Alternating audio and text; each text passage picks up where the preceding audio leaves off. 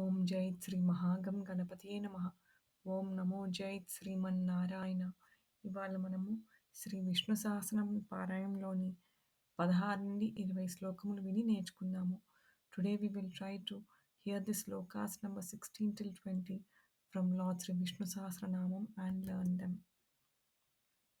Brajishnurbhojanam bhokta Sahishnujjagadadijah अनघो विजयो जेता विश्वयोनिः पुनर्वसुः उपेन्द्रो वामनः प्रांसुरमोघः सुचिरूर्जितः अतीन्द्रः सङ्ग्रः सर्गो धृतात्मा नियमो यमः वेद्यो वैद्यः सदा योगी वीरः माधवो मधुः अतीन्द्रियो महामायो महोत्साहो महाबलः महाबुद्धिर्महावीर्यो महाशक्तिर्महाद्युतिः अनिर्देश्य वपुः श्रीमान् अमेयात्मा महादृदृक्